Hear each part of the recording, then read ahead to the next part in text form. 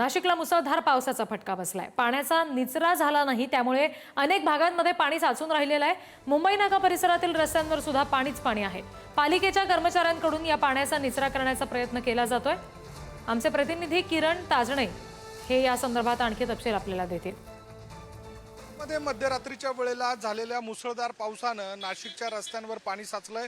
नाशिकच्या मुंबई नाका परिसरात या ठिकाणी जर बघितलं तर चांडक सर्कलच्या दिशेने जाणारा जो रोड आहे त्या ठिकाणी अशा स्वरूपाचं पाणी साचलेलं आहे।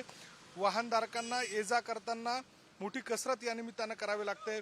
दोन्ही बाजूला ज्या वेळेला वाहनं येतात त्यावेळेला अनेकांच्या अंगावर पाणी देखील उडतं, विशेषतः दुचाकी चालक जे आहेत त्यांच्यावर हे पाणी उडतं। त्यामुळे सकाळी ऑफिसला जात असताना, कार्यालयामध्ये जात असताना अशा स्वरूपाचा जो मनस्ताप आहे तो नाशिककरांना करावा लागतोय।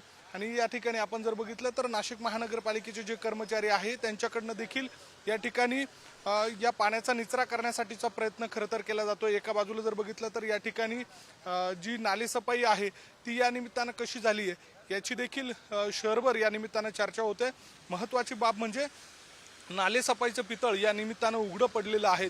मनपा आयुक्तांकडून सूचना दिल्या जातात, मात्र कर्मचारी नेमकं कसं काम करतात ते देखील या निमित्तानं समोर येतंय। आणि प्रामुख्यानं आताच्या घडीला या ठिकाणी जर बघितलं तर नाशिककरांना या रस्त्यांवर साचलेल्या पाण्याचा नाहक मनस्ताप होत आहे। त्यामुळे येत्या काळामध्ये नाशिक महानगरपालिकेकडनं कुंभाच्या पार्श्वभूमीवर सुस्थितीत कामं होतील, नागरिकांना मनस्ताप होणार नाही, येणाऱ्या भाविकांना देखील मनस्ताप होणार नाही अशी अपेक्षा व्यक्त करायला हरकत नाही। मात्र दुसऱ्या बाजूला अशा स्वरूपाचा जो एकूणच प्रकार आहे तो नाशिकमध्ये आता सध्याच्या घडीला चर्चेचा विषय बनतोय आणि नाशिक महानगरपालिकेच्या कामांवर देखील या निमित्तानं प्रश्नचिन्ह उभं राहिले आहे। व्हिडिओ जर्नलिस्ट जय साबळेसह मी किरण ताजणे, पुढारी न्यूज, नाशिक।